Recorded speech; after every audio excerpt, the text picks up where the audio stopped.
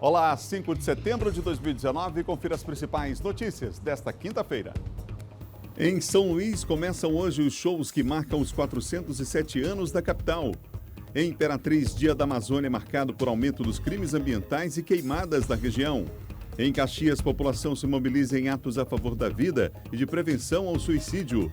Na quarta reportagem da série Minha Ilha, a beleza e os desafios de morar no centro histórico da capital.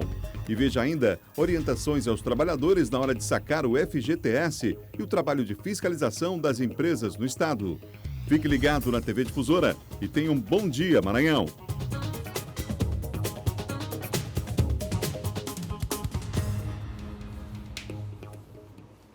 Ótimo dia para você que nos acompanha na capital e também no interior do estado. Estamos começando o Bom Dia Maranhão. Está só começando o dia que você possa assistir de esperança. Vamos lá, vamos para frente. Quinta-feira hoje, gente, 5 de setembro. Estamos caminhando aí para o aniversário de São Luís. Daqui a pouquinho, na nossa reportagem especial, vamos mostrar aí os desafios de morar no centro da cidade e as belezas também desse ponto importante, histórico aqui de São Luís do Maranhão. Tá bom? Já as notícias também do nosso giro pelo interior do estado. Ótimo dia aos amigos que nos acompanham aí em Coroatá, em Santa Inês, em Açailândia, aos amigos que nos acompanham em Peritoró. Um abraço aos amigos aí na rodoviária, acompanhando também a nossa programação aqui na TV Difusora, do Mercado Central aí acompanhando também o nosso programa aqui, o Bom Dia Maranhão. E a gente mostra, para começar, imagens do trânsito na capital de todos os maranhenses. Para começar, vamos para a área Itaquibacanga. Nesse momento, o trânsito está interditado nas duas vias. Olha só, dificuldade agora, uma via foi liberada, imagens desse momento. Está acontecendo um protesto aí com a informação que a nossa produção tem. Nesse instante, área Itaquibacanga, em trânsito completamente parado aqui à direita, as pessoas que se dirigem para a Universidade Federal do Maranhão. Já estamos nos aproximando de 7 de setembro, há uma informação de manifestações em todo o país. Nesse instante, há uma interdição também, olha só, já nós vamos ter mais detalhes. Depois de um tempo, essa pista é liberada. Você vê que uma pista só liberada aqui do lado esquerdo. Olha só, eles param, voltam a liberar a pista, depois voltam a parar. Isso aí já é, inclusive, provavelmente uma negociação entre os manifestantes e a própria Polícia Rodoviária Federal. Agentes da Secretaria Municipal de Trânsito e Transportes estão no local. Você tem imagens em tempo real nesse instante, hein? Da área Itaquibacanga, aqui na capital de todos os maranhenses. O trânsito é extremamente lento. Você que vai para esse setor da cidade já fica sabendo. Você que está saindo da área Itaquibacanga vai ter dificuldade. O trânsito está extremamente lento nesse instante por conta de um protesto, de uma manifestação desse ponto da cidade.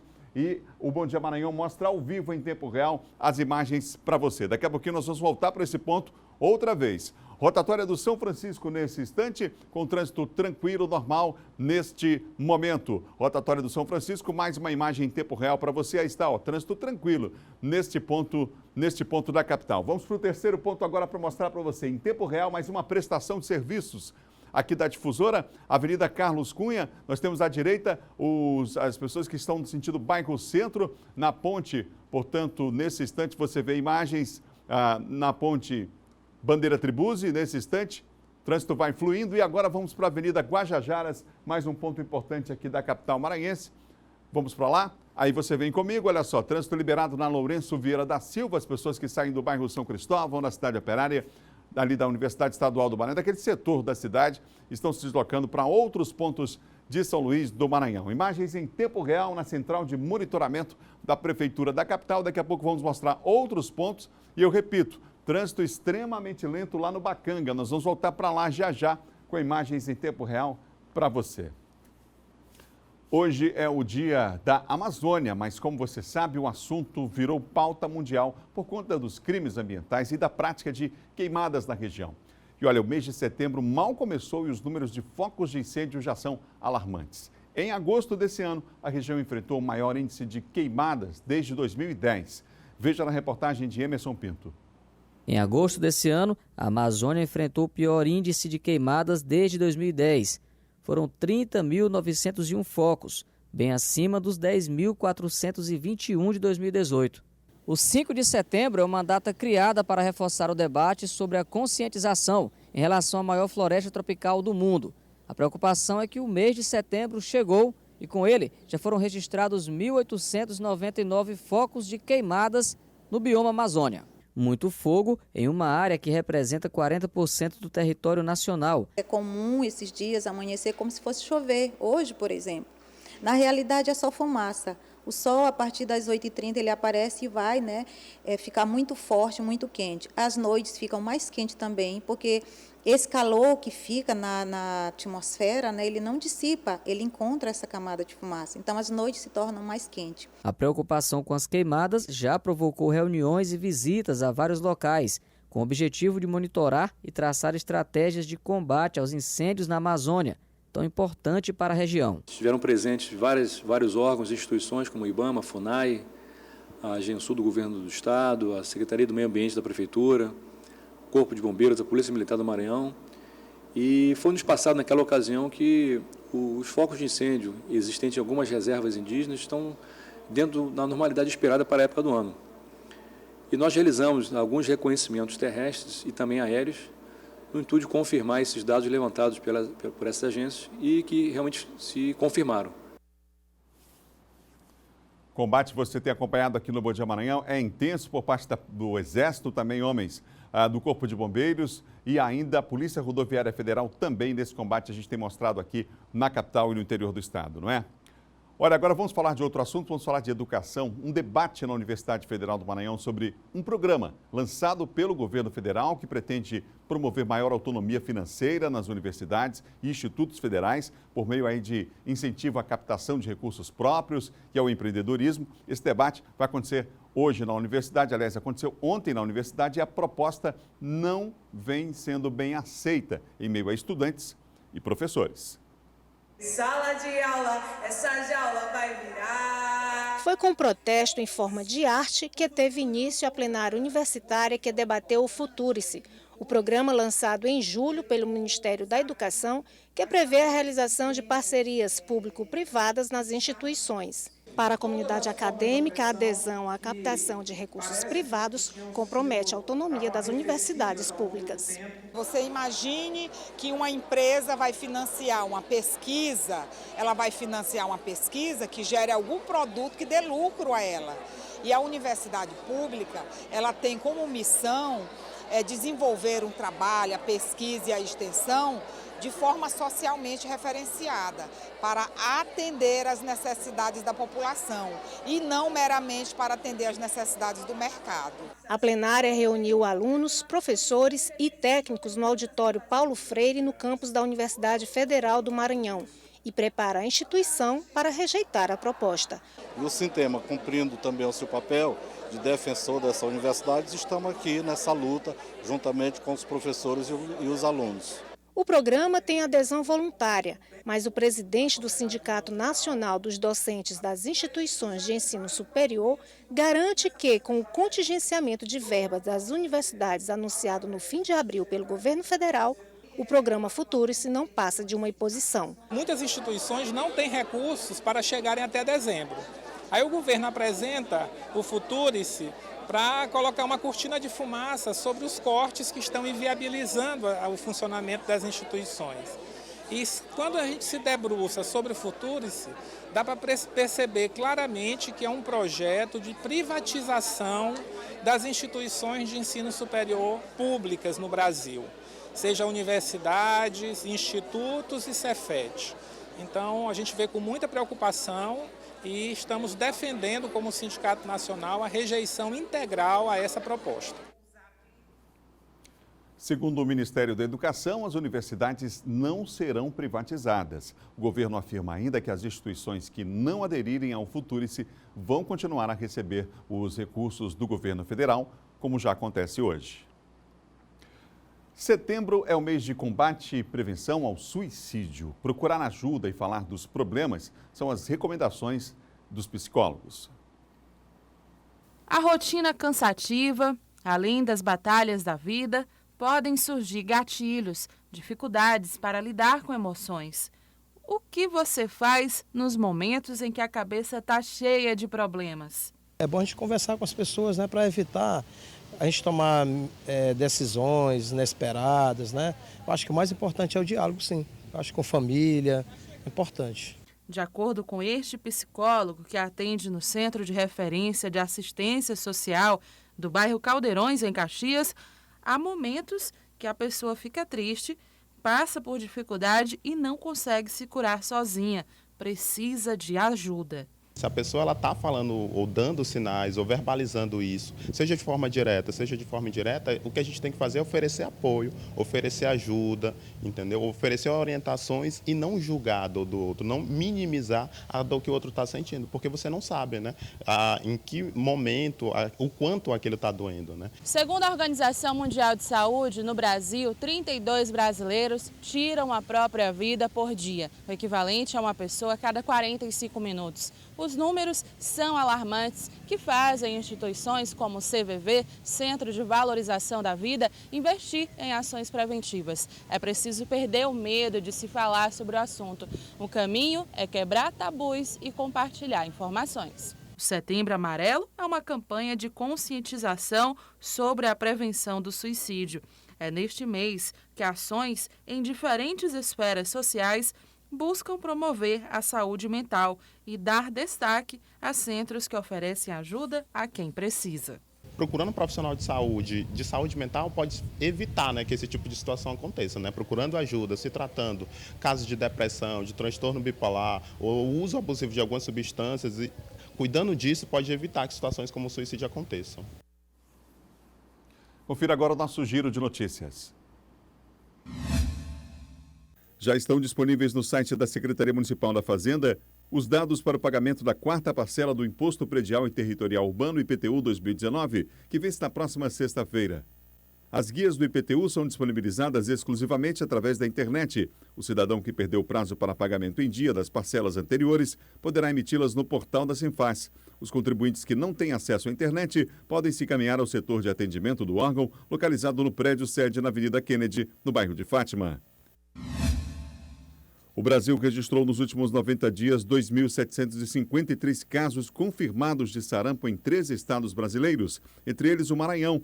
O aumento de 18% em relação ao último boletim divulgado se deve à confirmação clínica de casos que estavam em investigação anteriormente. De acordo com o novo boletim epidemiológico da doença, entre 9 de junho a 3 de agosto de 2019, o Brasil notificou 20.292 casos. O levantamento apontou também 4 óbitos em decorrência da doença, 3 mortes no estado de São Paulo e 1 em Pernambuco. O Maranhão continua com 3 casos confirmados da doença. No próximo bloco, na região Tocantina, aumentam as denúncias de casos de violência contra crianças e adolescentes. E mais, veja como estão sendo feitas as fiscalizações das empresas em relação aos depósitos do FGTS no estado, fiscalização, notificações e orientações ao trabalhador às vésperas da liberação dos saques das contas de ativos e inativos. Nós voltamos já já com o Bom Dia Maranhão, um instante só.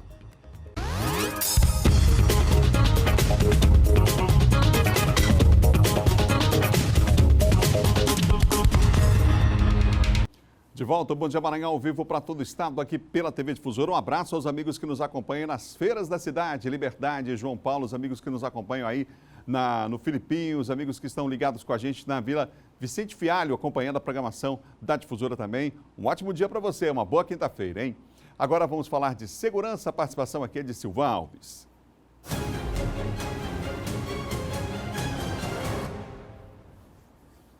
Bom dia, Silvan, para você. Bom dia, Adalberto. Bom dia a você, bom dia a todos. Silvan, a gente começa falando sobre esse caso de Santa Helena, né? Um assalto lá a banco. Nós temos já novidades em relação a esse caso? A polícia está trabalhando, já houve uma perseguição, um confronto já naquele setor, naquela região ali de Zedoca. Ontem os assaltantes entraram em confronto com policiais de Pinheiro, que estavam fazendo uma barreira lá. Eles estavam em fuga num veículo Duster, esse veículo inclusive foi abandonado, apreendido pela polícia. Lá foram encontrados explosivos, estojos de munição e algumas mercadorias que a polícia ainda não sabe a procedência dessas mercadorias que foram abandonadas dentro da van. A última informação que se tem de parte dessa quadrilha é de que eles já teriam roubado um outro veículo, um Golf, de cor branca, foi roubado aí na estrada e continuaram em fuga. Apesar da troca de tiros que houve lá nesse confronto, nessa barreira lá em Zedoca, ninguém ficou ferido. O que se fala é que lá de Santa Helena eles teriam levado algo aproximado em torno de R$200 mil, e lá em Senador La Roque, onde eles estouraram lá, explodiram os 3 cofres, foi mais de R$600 mil, já que o banco tinha sido abastecido um dia antes, né? Para movimentar o dinheiro lá naquela região. Silvão, vamos falar agora sobre aquele caso daquela jovem que se jogou de uma van depois de um assalto, quando foi anunciado um assalto aqui pertinho, né, chamada Estrada de Ribamar. Sim, exatamente. Olha, a polícia conseguiu prender já um dos indivíduos, tem um outro que também teria participado desse assalto, ele está identificado, mas ainda não está preso. E o Sebastião Costa Paixão Seba, ele foi preso ontem em cumprimento ao mandado de prisão, depois foi apresentado lá no Departamento de Homicídios da Polícia Civil. Né? Ele confessa a participação dele no assalto, mas nega ter empurrado a Micaele, né? A menina de 18 anos, que vinha como passageira nessa van ali do retorno da Forquilha. E quando chegou ali próximo à subestação lá do Maiobão, eles anunciaram o assalto e ela teria se jogado ou foi empurrada da van. Nem a polícia ainda não conseguiu definir esse aspecto ainda, porque há passageiros que dizem de que ele com a faca obrigou ela a se jogar do carro em movimento, né? Teria sido aí, ficaria caracterizado que ele empurrou a menina, não é?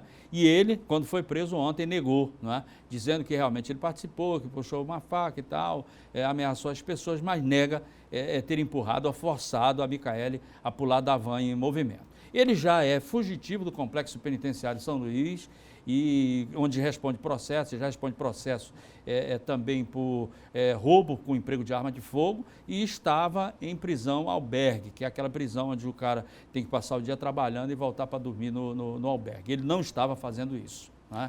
Obrigado, Silvão. Um ótimo dia para você. Ok, Adalberto. Bom dia a você e bom dia a todos. Silvão, que está de volta ao comando do Bandeira 2 de segunda a sexta, gente, aqui na TV Difusora, às 6 da manhã, logo cedinho. Vamos conferir a previsão do tempo para esta quinta-feira aqui na capital e no interior do estado. A gente começa com São Luís, que hoje tem previsão de céu parcialmente nublado a claro e sem previsão de chuva. A mínima hoje em São Luís, a gente vai mostrar para você agora, é de 26 graus e a máxima de 32 graus, tá bom?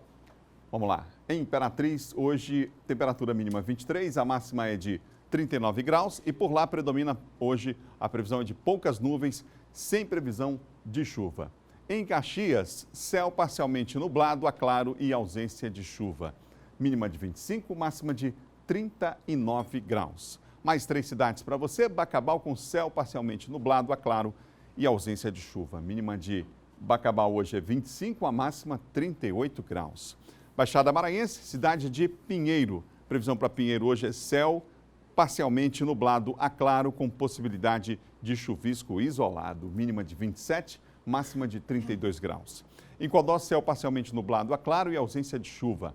Mínima de 23, máxima de 38 graus. A nossa equipe teve dificuldade, não a UEMA, Universidade Estadual do Maranhão, do GEL, para trazer hoje informações, como a gente prometeu ontem, do Núcleo Geoambiental. Mas amanhã, sem falta, a gente valoriza mais uma vez os pesquisadores aqui do Estado. A Universidade Estadual do Maranhão disponibiliza isso para todo mundo lá na internet. E a partir de amanhã, então, aí sem falta, a gente tem as informações de volta do NUGEL, o Núcleo Geoambiental da Universidade Estadual do Maranhão. Tá bom? A partir da semana que vem entram em vigor as novas regras para tirar na Carteira Nacional de Habilitação. Várias mudanças foram feitas, entre elas no número mínimo de aulas, que diminuiu. Confira na reportagem de Geice Gomes.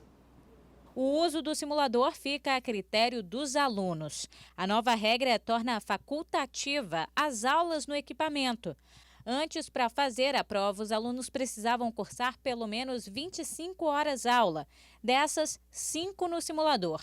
Com a mudança, o número mínimo de horas-aula cai para 20. Quem optar pelo uso do simulador fará 15 horas-aula na rua e o restante no equipamento. Outra mudança é a redução de 5 para 1 hora de aula noturna. São poucos os alunos, né, que ficam aptos a fazer o exame com apenas 20 aulas. A maioria deles, nós precisamos acrescentar algumas aulas extras. Somente aqueles que têm uma grande habilidade com as máquinas, né? Controlar as máquinas, isso aí não sei muito bem de onde vem, esses conseguem ficar aptos com apenas 20 aulas. A estimativa do Detran é que as mudanças impulsionem o mercado, porque a aquisição da Carteira Nacional de Habilitação deve ficar mais barata. A gente estava numa sequência decrescente de condutores, né? Cada mês estava se diminuindo o número de condutores de aberturas de processo de RENASH, né? Para adquirir a Carteira Nacional de Habilitação. E aí veio a atender o nosso interesse essa mudança, essa resolução 778, que veio a tornar facultativos do simulador. E com isso, estuda-se que vai gerar economia em torno de 15% a 20% do processo de habilitação. para que torne mais fácil, mais econômico, um custo menor, para o candidato conseguir ter a sua carteira nacional de habilitação. O uso dos simuladores foi obrigatório durante cerca de 2 anos aqui no Brasil. Neste período, segundo especialistas, não houve comprovação de impactos significativos na formação dos condutores. O que nós percebemos aqui é que não houve, né, um aumento de demanda após, né, a dispensa do simulador. Não vimos isso. Não é? Até porque a porcentagem de redução com relação ao total não é pouca. Então, as pessoas procuram mais em função da sua necessidade de obter a CNH. Não é? Elas não estão muito assim, preocupadas com simulador sim ou simulador não. São mudanças significativas aí, não é? A gente vai acompanhar o processo. Hoje vamos a um quadro aqui do Bom Dia, que fala de assuntos que interessam diretamente a você. É o quadro É da Sua Conta. Vamos lá.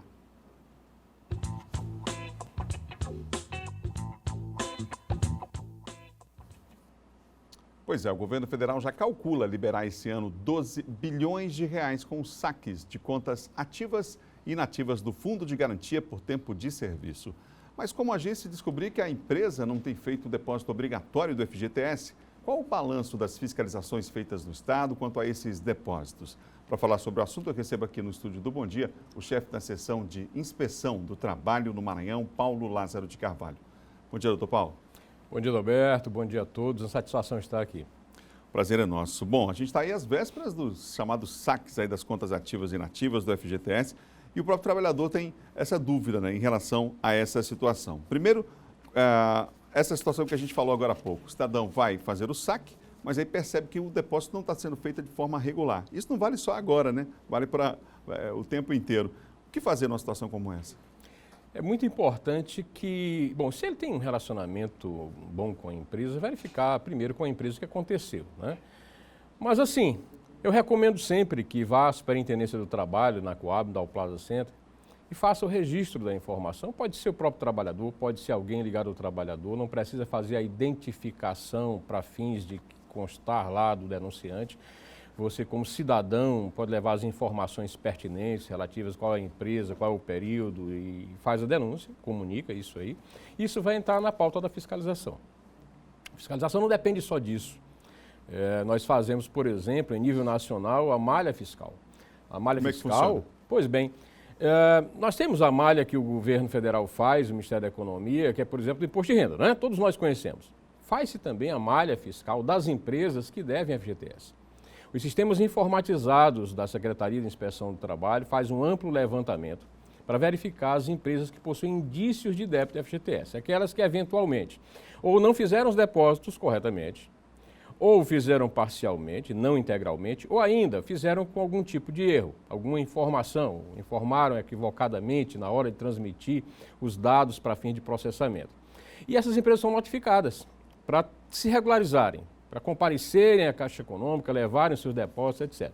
Se não fizerem isso, entram na fiscalização. E aí sim, não só serão notificadas para fazer o pagamento, fazer os depósitos, como são normalmente autuadas e, em decorrência disso, pode haver a imposição de multa administrativa pela irregularidade. E esse ano, por exemplo, aqui no Maranhão, nós já temos mais de 400 fiscalizações nesse sentido, e nós já conseguimos fazer um nível de atingimento de metas muito superior do ano passado. Agora, como fazer isso se a estrutura ficou menor, né? O número de auditores, inclusive, é menor? Pois é. O serviço público como um todo, ele precisa cada dia mais se modernizar, né? E a gente tem investido bastante em tecnologia. A Secretaria de Inspeção do Trabalho, a despeito das restrições orçamentárias, tem feito um trabalho de modernização dos sistemas, um trabalho de inteligência fiscal, que permite identificar os débitos, né, com muito mais presteza, com mais rapidez, processar as informações com mais tempestividade. Consequentemente, você consegue abranger a quantidade maior de empresas. Isso levou a gente chegar já no mês de agosto, precisamente, com um volume de arrecadação de mais de 53 milhões no Maranhão para uma meta anual que era de 42 milhões. Nós temos, inclusive, aqui os números relacionados aos resultados do FGTS do Maranhão quanto aos valores recolhidos e também notificados pela fiscalização nos últimos anos. Vamos ver aqui na tela? Vamos lá, vão aparecer aqui os números relacionados aí ao FGTS. E olha só, o levantamento de 2017 a 2019 Em 2017, ali, os números 33.354.000 e agora, em 2019 até julho, mais de 53 milhões, quer dizer, um número significativo. Houve um aumento aí, portanto, dos valores recolhidos, notificados ao longo dos anos.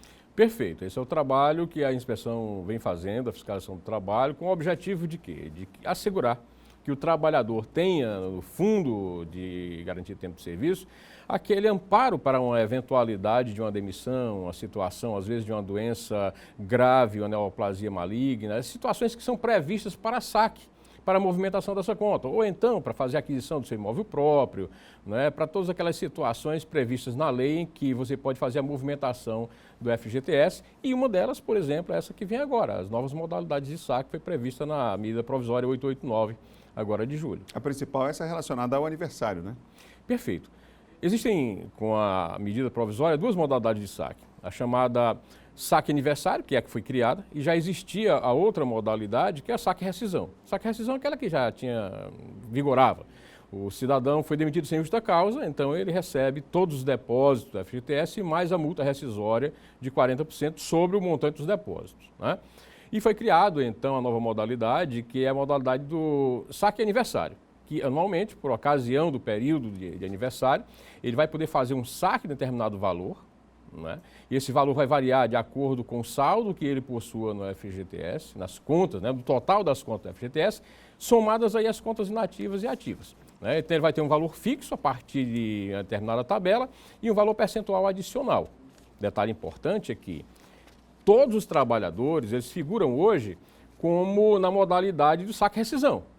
Porém, a partir do momento em que entra a nova modalidade do saque aniversário, agora com a edição da medida provisória, ele vai começar a receber os depósitos correspondentes ao saque, o saque de até R$500, de 50 e assim por diante, na sua conta de poupança, se ele possuir poupança individual na Caixa Econômica. Ou então ele vai ter que se dirigir às agências da Caixa Econômica, ou então os demais canais de saque e efetuar o seu saque fisicamente, né, de acordo com a tabela que foi divulgada pela Caixa Econômica Federal. E aí é que é aquela história, se ele se deparar com a situação em que o recurso não foi depositado, ele deve aproveitar e fazer a denúncia para que a gente atue. Qual é o nível de inadimplência aqui no Estado em relação ao depósito do FGTS? E há um perfil aí estabelecido de empresariado aí que, no caso, tem deixado de fazer esse recolhimento regular? Adalberto, veja, a crise econômica ela tem trazido dificuldades para todas as empresas. E, assim, o índice é elevado, de inadimplência. Nos últimos meses, em razão também da ação fiscalizatória, ele tem regredido um pouco, mas as empresas têm tido muita dificuldade, muitas alegam que têm tido dificuldade em razão de queda nas vendas, né, a economia ainda patinando, e isso faz com que a gente continue aprimorando a fiscalização e notificando as empresas, não com o intuito de forma alguma de penalizar a empresa, às vezes a empresa realmente está passando dificuldade, mas assim, é uma obrigação da empresa, a empresa precisa estar se preparando cotidianamente para honrar essas obrigações, é um direito do trabalhador e nos compete fazer essa fiscalização. E aqui no Maranhão, a gente tem encontrado, assim, de certo modo, uma aceitação, ou se não vou dizer, se não aceitação, mas pelo menos uma compreensão por parte da empresa com o trabalho da fiscalização, entendendo qual é o nosso papel, entendendo que ela sabe que é responsabilidade dela, então logo quando é feitas notificações, muitas delas tomam as providências. As micro e pequenas empresas, em que pese serem as empresas muitas vezes que enfrentam as maiores dificuldades, elas também, quando notificadas, uma grande quantidade regulariza.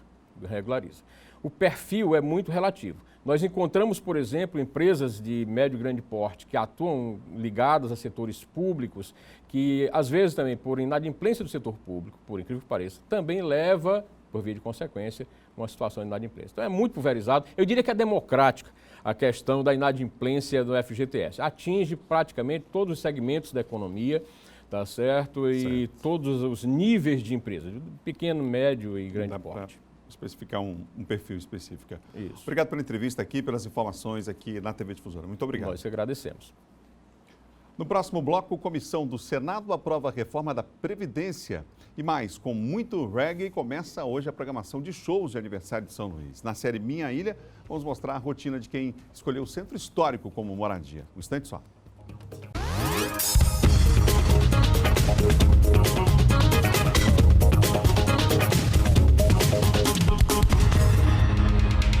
De volta, o Bom Dia Maranhão ao vivo para todo o estado pela TV Difusora. Você viu imagens ainda há pouco da área Itaquibacanga, o trânsito completamente parado. Há uma manifestação nesse momento ali na barragem do Bacanga. Por isso, a gente postou no começo do programa a manifestação, lá o trânsito parado, dificuldade imensa de quem está indo saindo dos bairros ali da área, vindo em Bratel, Anjo da Guarda, Saviana, no sentido centro e no sentido contrário também. Vamos falar de política agora com a participação do nosso colunista John Coutrin.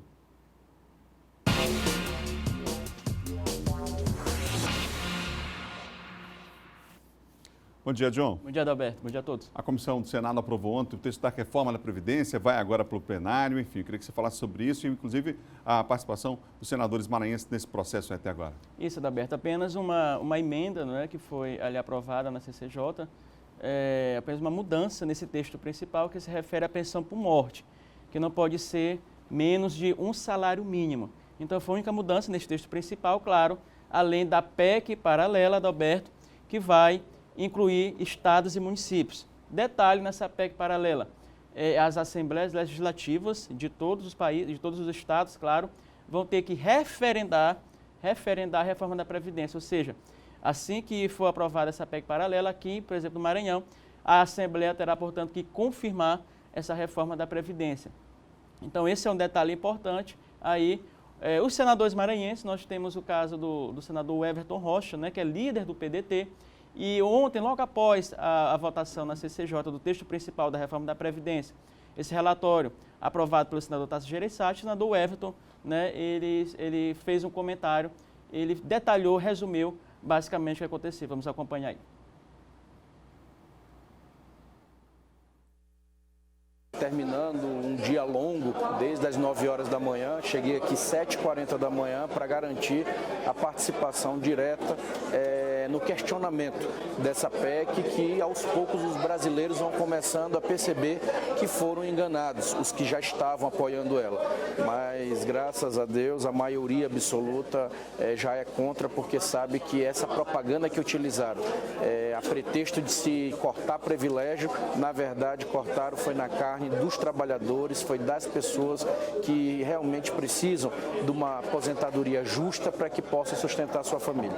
Aqui tivemos o dia todo de muito debate, apresentei o voto separado, fizemos aqui vários questionamentos, fiz um destaque importante que atende todos os trabalhadores que são beneficiários do PIS e PASEP, onde a maioria, infelizmente nesse texto, não é mais atendido, vão perder o direito do seu PIS e PASEP, que é uma espécie de 14º rendimento de salário que ajuda justamente de forma proporcional ao tempo trabalhado no ano anterior a gerar mais renda e gerar condições de sustentabilidade desses trabalhadores, que são trabalhadores mesmo da ponta, o comerciante, o pedreiro, o ajudante dele, o eletricista, esses trabalhadores que sempre se beneficiaram com essa importante medida e são trabalhadores de até 2 salários mínimos. Vamos para o plenário, nós não vamos desistir, temos várias emendas, vários pontos, iremos lutar até o final e manter sempre essa resistência, sempre a favor dos trabalhadores, em defesa intransigente deles.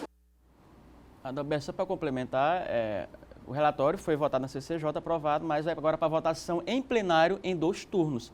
49 votos necessários, no mínimo, ali no Senado, para aprovação da reforma da Previdência.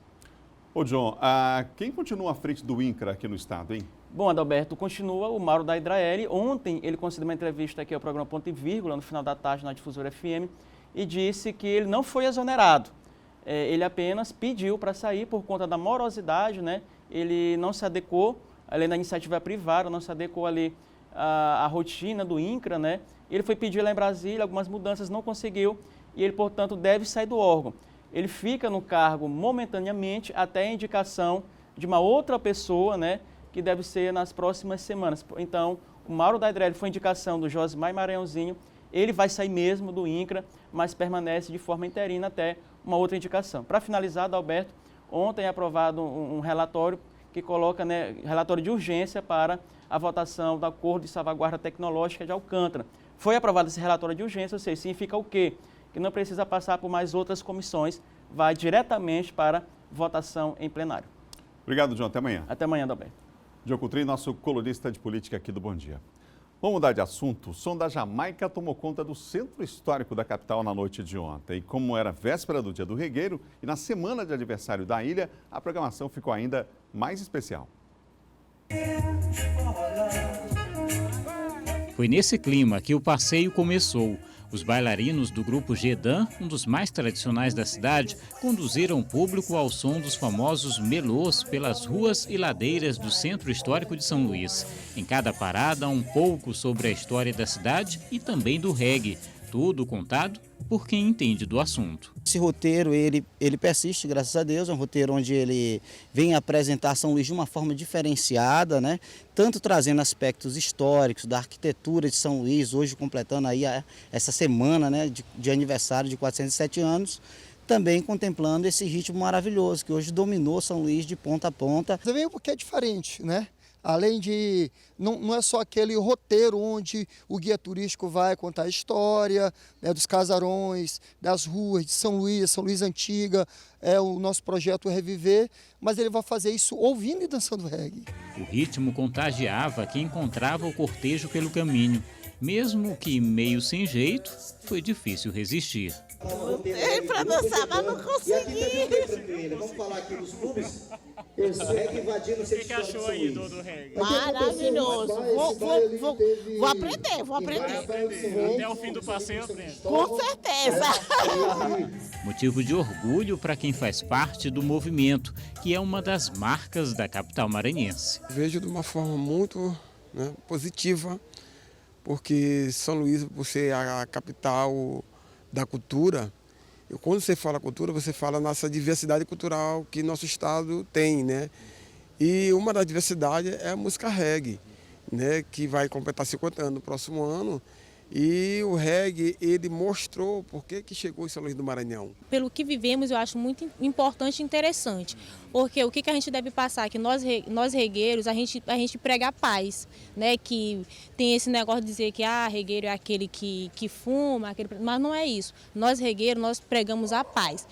Isso que é o que eu acho que é mais importante e que a gente está aqui para repassar, entendeu? A programação do roteiro do reggae faz parte das homenagens do Dia Municipal do Regueiro, comemorado nesta quinta-feira. O reggae é um passeio que nós fazemos para chamar a comunidade ludovicense e também os turistas para acompanhar e conhecer um pouco mais da história do reggae, porque nós contamos a história através do guia, para ter as músicas, que nós temos um DJ que coloca música, e também uma oficina de dança durante todo o percurso. Proposta que, mais uma vez, agradou a quem fez questão de participar. Maravilhoso, bonito, mostrar a nossa cultura, uma coisa boa de a gente reviver, dançar e brincar e se divertir.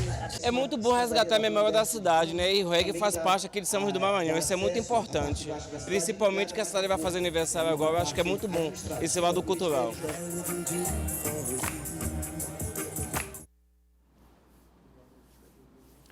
São Luís já está em festa pelos seus 407 anos e hoje tem mais reggae na cidade. À noite tem vários shows programados para a Praça Maria Aragão. É para lá que a gente vai agora com a Anice Ribeiro, que tem mais detalhes. Ô, Anice, como é que estão os preparativos aí para os shows? Bom dia. Oi, Adalberto, muito bom dia para você, bom dia para quem está em casa acompanhando a gente. Então, a Praça Maria Aragão é o palco, né, para a programação de aniversário dos 407 anos de São Luís e hoje tem festa para a nação regueira, né, tem a banda Tribo de Já que vai se apresentar aqui na Praça Maria Aragão e a preparação por aqui já começou, o palco já está sendo montado, tudo está nos ajustes finais, né, os barraqueiros também já começaram a montar as suas barracas por aqui, vendedores ambulantes também já chegaram para essa grande festa que acontece hoje aqui na Praça Maria Aragão com a banda Tribo de Já. Amanhã vai ter o show da banda Mesa de Bar, né, uma banda que canta o gênero Arrocha, e as celebrações continuam, tem no final de semana ainda Terra da Adoração, que tem apresentações gospel e também evangélicas, gospel e católicas, perdão. E no domingo, a festa encerra com a grande apresentação da cantora Alcione e de outros artistas aqui da terra, né, que vão se apresentar, valorizando então a cultura maranhense, o trabalho dos artistas maranhenses. Adalberto. Obrigado, Anice, pelas informações. Portanto, hoje à noite tem show na Praça Maria Aragão, início de vários shows aí que se estendem com os 407 anos de São Luís, né? O reggae é apenas um dos itens da programação de aniversário da capital de todos os maranhenses. Aqui no estúdio eu recebo agora o secretário de Cultura de São Luís, Marlon Butão. Secretário, bom dia. Bom dia. Prazer estar participando aqui novamente com você, Adalberto. Secretário, diversidade é a palavra-chefe dessa programação aí dos 407 anos? Sem dúvida, a diversidade e a ocupação da nossa cidade, né? O prefeito Edivaldo Holanda Júnior sempre preocupado no sentido da gente, com os limites que a gente tem, as dificuldades que passam pelo Brasil inteiro, mas a gente também desenvolver essa importante política pública que nós temos no Estado, que é a marca também, uma das nossas principais riquezas, que é a nossa cultura, né? Então, e São Luís é a cidade, né, a capital brasileira da diversidade cultural. Dessa programação aí, o que a gente pode esperar? A gente já teve agora um pouco a informação sobre as bandas que vão se apresentar, mas assim, a gente percebe a cada ano o crescimento da ocupação desses espaços, e aí a gente, não só, claro, para o aniversário da cidade, mas que o público responde a essa programação, né? Quer dizer, a resposta para todo artista fundamental é a presença do público. A gente tem percebido isso ao longo dos anos, né? Sem dúvida, você faz uma interface interessante. É um trabalho que vem sendo construído, né, ao longo de vários anos, né? Nós já estamos chegando estamos já desenvolvendo o 7º ano da gestão do prefeito Edivaldo, e desde o início da gestão se trabalha, né? Eu sempre enfatizo a questão em meio a muitas dificuldades, mas se trabalha para que justamente tenha consequência. E aí um trabalho que vem conjugado também já há um tempo, com a parceria com o governo do estado, que tem sido bastante significativo para a cidade de São Luís. Então hoje a gente tem uma programação que tem uma concentração na Praça Maria Aragão, os próximos dias, como já foi colocado bem, a programação, começando hoje com o reggae, que além da banda Tribo de Já, nós vamos ter também a apresentação de vários outros grupos locais, né? É uma comunhão que a gente faz também com a Comissão Municipal do Reggae, é importante destacar isso, e esse trabalho por toda a cidade, como eu disse para vocês, né? E nesse período, inclusive, nós temos várias festividades, festejos na zona rural, principalmente, e a Prefeitura de São Luís sendo parceira, né? Como nós tivemos semana passada em Itagipuru, ali participando do festejo de Santa Rosa. Assim vai ser também essa semana no Bacanga, festejo de São Gonçalo, Festival da Tilápia, Morte do Boi da Lua no João Paulo. Então, por toda a cidade hoje existe uma ocupação e é um trabalho que vem sendo feito ao longo dos anos. Então, mais uma vez tendo a oportunidade para a gente parabenizar esse trabalho que é feito, coordenado pelo prefeito Edivaldo, que vê todas as políticas públicas, né, integradas para buscar o desenvolvimento da cidade de São Luís. E a cultura tem sido uma forma também de atender a população. Ainda podemos, né, e claro, ao longo dos anos, o objetivo é que se deixe um legado, como o prefeito vai deixar um legado para a cidade de São Luís, para que essas políticas continuem crescendo ainda mais e enfrentando as dificuldades, Adalberto. Mas mesmo assim, 407 anos de São Luís sendo comemorado com festividade por toda a cidade, e está de parabéns a população de São Luís, está de parabéns o prefeito Edivaldo por esse trabalho em prol da cultura da nossa cidade. Programação que se estende a partir de hoje, em especial com os shows. Tem reggae hoje, na sexta-feira. A programação, queria que o senhor confirmasse e reforçasse o convite às pessoas que estão nos assistindo. Pois é, nós vamos começar hoje com o reggae, né? Amanhã vamos ter aí a banda Mesa de Bar, que tem sido um fenômeno de público, né, pela cidade, e hoje atende também um segmento significativo, por isso está na programação. Vamos ter também na sequência, né, do sábado o show ecumênico, onde vai estar ali integrado duas denominações religiosas, católicos e evangélicos, e também destacar, né, que esse é um outro ponto que sempre o prefeito Edivaldo tem preocupação de respeitar o Estado como Estado laico. Nesse dia também nós temos a procissão dos orixás, que é uma parceria também com a Prefeitura de São Luís, fortalecendo ainda mais também as denominações religiosas afrodescendentes, e no domingo, né, homenageando São Luís de uma forma especial, vamos ter Alcione voltando ao principal palco, né, da nossa cultura popular, que é a Maria Aragão. Então a festa, as festividades estão aí realmente com uma extensão muito grande pela cidade, e quero aproveitar para convidar as famílias. Essas festas, isso é outro aspecto importante na gestão do prefeito Edivaldo, que a gente sempre tem procurado fazer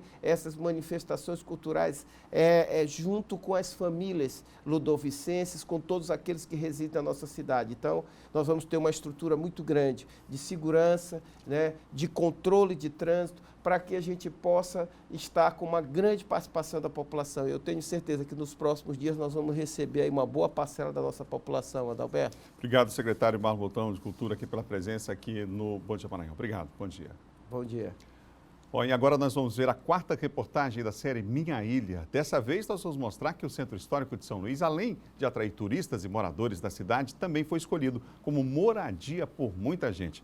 Eu fui lá ver de perto como é o dia a dia dessas pessoas nesse lugar cheio de encantos e magia e fui saber mais sobre o desafio do poder público de atrair mais pessoas para o local e ofertar as condições para a permanência delas com qualidade nesse pedacinho de São Luís.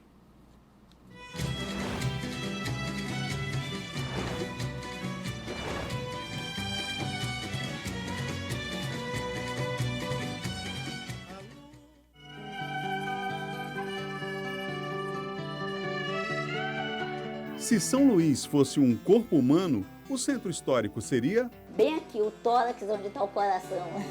Onde está minha cidade? Onde está meu coração?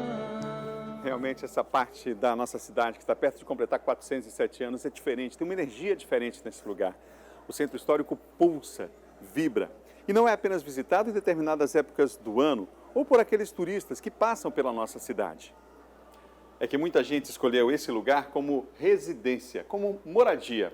Essa é a ocupação de 38% dos casarões que estão aqui no centro histórico da capital maranhense. Gente como o Gilson, que já está aqui há mais de 10 anos. Em 2008, o artista foi contemplado e começou a morar por aqui. Antes de morar, eu já trabalhava aqui, então a gente já sonhava com os espetáculos de rua. O centro histórico é um leque é um jardim cheio de flores de todos os tipos, de todas as cores. Dá para a gente fazer e pensar mil coisas. Agora, dá uma olhada na vista que o Lindivaldo tem em um dos quartos no apartamento em que mora com a mulher e o filho. Eu sou feliz, né, que está morando aqui no centro. É tudo perto da gente, tem supermercado aqui perto, tem mercadinho, tem feirinha. E outras coisas boas que tem por aqui, teatro, cinema, tudo aqui tem pra gente. É muito agradável, é assim, gratificante, porque a gente aprende, vivencia a história, né, do Maranhão, de São Luís, e pode, assim, participar um pouco do que era a vida antiga. Dona Lenir, que mora no mesmo prédio, concorda que o local tem algo de especial. Tem um charme diferente. Essa Praia Grande, esse centro histórico, né, que deixa a gente muito mais no clima, que é diferente de você sair da cidade. Por exemplo, tu atravessou Francisco, tu está numa outra cidade, tu não tem São Luís mais.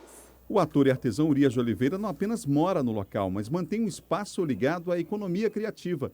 Além de produzir peças, ele também mantém uma companhia de teatro, onde realiza oficinas com participação da comunidade local. Passa muitos grupos de turistas e a gente recebe, conta a história sobre a cidade, fala sobre o espaço, sobre a rua, sobre a história no sentido em si total e mais informativo. Mesmo sendo moradia ou local de oportunidade de negócios para muita gente, o objetivo é aumentar a oferta de imóveis e atrair mais pessoas para a região. Oficialmente, 5.380 prédios tombados pelo governo federal e pelo governo estadual estão aqui na área do centro histórico. 15% deles estão ou vazios ou em mau estado. O desafio, então, é trazer mais pessoas para residir aqui no centro histórico. E, para isso, programas e projetos já estão em andamento. A gente tem 3 programas específicos que estão sendo desenvolvidos em paralelo. O Adote um Casarão, para atividades mais comerciais, culturais e econômicas. O Habitar no Centro, para estimular a habitação. E o Cheque Minha Casa, para melhorar as condições de quem vive no centro. Mas não basta apenas ocupar, atrair as pessoas para o centro histórico. É preciso também garantir a permanência delas com qualidade. Eu tenho uma série de resoluções para fazer, o poder público, que é o nosso principal dever de casa, são os serviços públicos, água, esgoto, coleta de lixo, iluminação pública. Eu tenho que fomentar essa atividade comercial aqui na área. Eu tenho que garantir a mobilidade e a acessibilidade nessa área. Para que eu continue mantendo essas pessoas e atraia novos moradores, eu preciso garantir, o poder público precisa garantir esses serviços para a área. Transitar por essas ruas, ladeiras e becos é como viajar no tempo e marcar o encontro com a São Luís do passado, mas ver também nascer uma cidade surpreendente a cada dia. A cidade foi possuída pelo tempo e está grávida. E dependendo de nós, poderá parir um anjo ou um demônio. A gente fica imaginando, é o casarão, quem morou nesse casarão, quem habitou. E o Centro Histórico, ele tem essa possibilidade para a gente, de nos colocar dentro de uma realidade que é uma realidade que tem uma história que ainda está viva. E São Luís é de parabéns por isso, porque o Centro Histórico de São Luís se tornou patrimônio da humanidade. Fonte da imaginação.